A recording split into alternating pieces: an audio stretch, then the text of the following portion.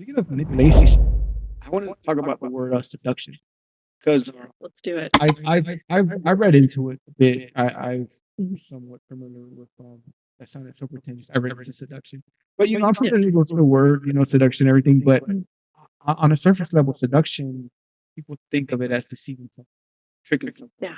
They think when they think seduction, they think one night stand.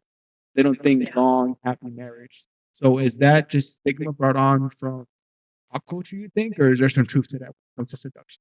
Like, do you see seduction as a technique for like one night stand hookup culture, or is that something that could lead to long term relationship? Yeah, I actually see it as both. So this is a fun, nuanced answer.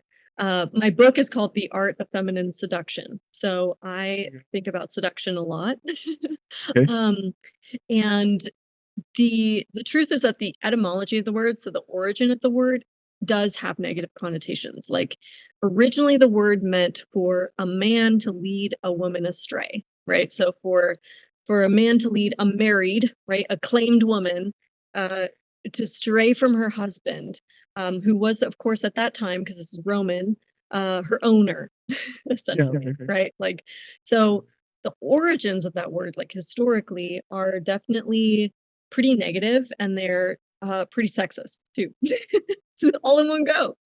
Um, and then over time, that word has kind of taken on more and more meaning in terms of like now women can seduce too, right? And then it's also about like, oh, a woman led him astray, like then he did something. But then that's also sexist because the whole Adam and Eve thing.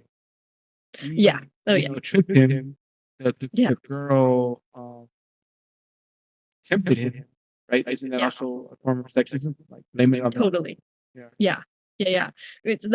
That's where I took it, is that we have this shadow now of seduction, and women pay the price because we are so afraid to express ourselves as powerfully and sexual at the same time, because you're not going to be a nice girl when you do it, right? If you're being sexual as a woman, you're either being a slut, or there's like, or like even a whore, right? Like you maybe even went that far, right? It's like you maybe even have gone so deep into your sexuality that you're just, Yeah. you know, um, it's what were you saying, for the streets, right? It's Yeah, I was about to say that's the current and I feel like it's kind of dangerous because it doesn't sound as offensive, but obviously it's still denigrating.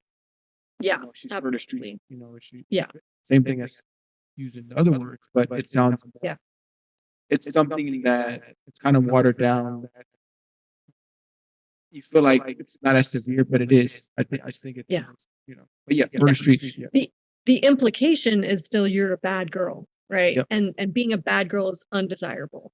And so a lot of women right now, especially our generation and older, and I think it's still happening in Gen Z, and probably Gen Alpha is going to have some too. But it's called the Madonna whore complex. So it's like you can either be a Madonna, right, who's a virgin, like literally, she's a mother, but she's also a virgin. So first of all, that's literally impossible for any woman to achieve. So we've got the Madonna on this side, impossible perfection. And then we have the whore, who's just, the absolute, The other Madonna. right. Right. She's Yeah. she's theoretically the other Madonna. She's the Magdalene. Um, and so as a woman, you can get really easily like stuck in between these two archetypes. We can say like these two ways of being that are not really who you are, but you can be both and either at different times. And I believe that looking at our relationship to seduction and the word seduction and how we relate to our own seductiveness can really unlock a lot of our power to attract, like in manifestation, even like power to attract good things into our lives, but definitely in relationships, like ability to show up as confident and romantically attractive, right? Like just ready for a romantic relationship, like ready to have an amazing sexual relationship with someone. Um, at least for me, that was a big part of my journey, because I definitely you know, like early in life, I definitely was very prudish, we would say, right? I was like one of those prude people. Um, but mainly because I was terrified, you know, like not actually because I felt powerful and like I don't want this, you know, kind of relationship with men. It was because I was just like afraid. And then getting into hookup culture, like in college and all of that, just was more disempowerment, right? Was just more of like not getting what I wanted, you know, doing things sexually to make someone else happy, but not because it was great for me or like made me happy.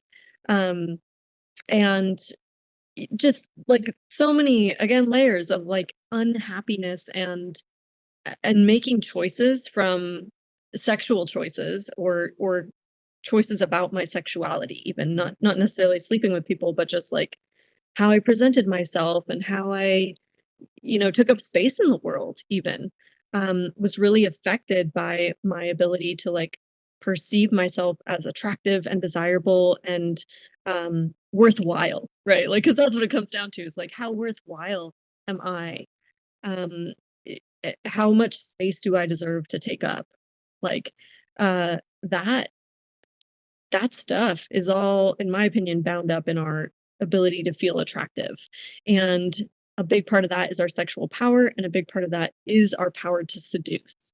Um, so when I say seduction, when I talk about feminine seduction, for example, I'm talking about dealing with the what we can call the shadow of seduction, which is all the unconscious stuff. It's like all the stuff that we believe and feel and assume about seduction and being seduced or seducing someone else without really like doing it on purpose, right? It's like it's just how we're behaving sort of on automatic pilot. Like what do I believe, you know, men want from me or what do I believe I deserve from men? That kind of unconscious thinking around like getting what you want in love, like, really, like, being able to be like, "This man wants me," and then just, like, going for it.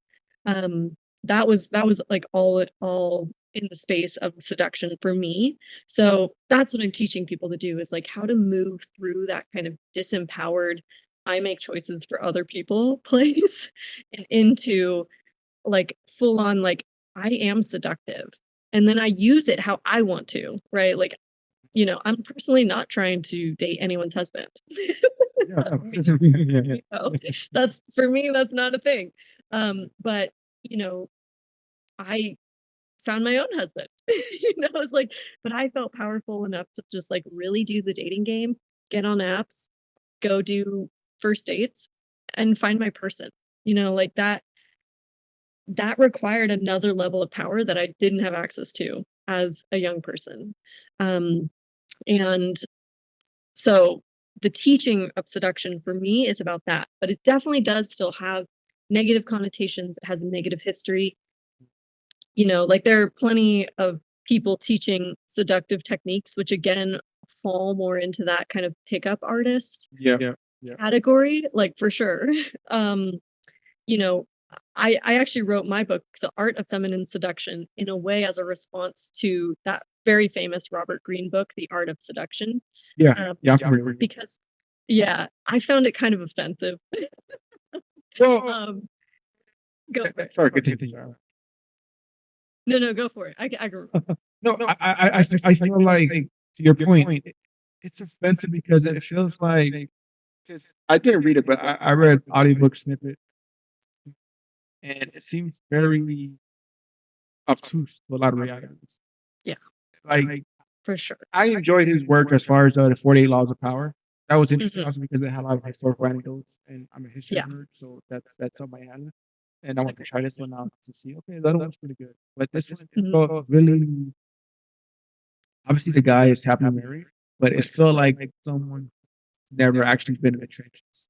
That's Yeah, that's what it felt like, and I yeah, feel like the what a lot of guys lack from is the ability to read the vibes, right? To read because they're always so upset over consent.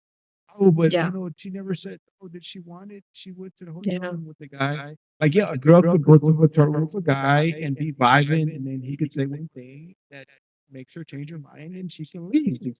Yeah. It's as simple as that. That's You know, wild. that's what it is, and people cannot understand that, the Yeah. divides. You know, Yeah. I don't know, but that's what that audiobook rather, that's how it sounded to me. Someone who's Yeah. actually been in the trenches and is trying to, I mean, to me, they knocked it out of the park for a lot of power. Maybe I'm biased because Mhm. historical examples, like I said, but Yeah. it felt like someone that kind of, how can I say it? Someone who put their own hype a little too much, and Mhm. I don't know, Yeah. it just wasn't for me. Yeah. Agreed. Mm. I hadn't thought about it that way, but that's a really interesting way to put that. That yeah, absolutely. Like not super applicable, I guess. Yeah, it was. It was like this dude hasn't actually done this, It was very, like you're saying. Like it's like the dandy, the female dandy. I mean, yeah, things were interesting. Some things that made sense, but it was basic, simple things. It was simple things that you could pick up from anything from Google. yeah, right. Some people, if you are overly attentive, they'll get bored. It's not Yeah, And some people, yeah, if you're not attentive enough, it also depends on the person's right. upbringing. You know, Totally. so it's not one glove fits all. That's what I felt Yeah. that was trying to apply. That's why I did like that. Yeah. I agree. And definitely what I got from it was like, oh, you should change, right? Like you should change yourself to be more seductive, right? Like you should pick up these habits and like do these habits in order to become attractive or like Mm. a Casanova, because Casanova was all over that book and Yeah, stuff. the Casanova. Yeah, It's like, Casanova. I don't know about this. Flow on the beat.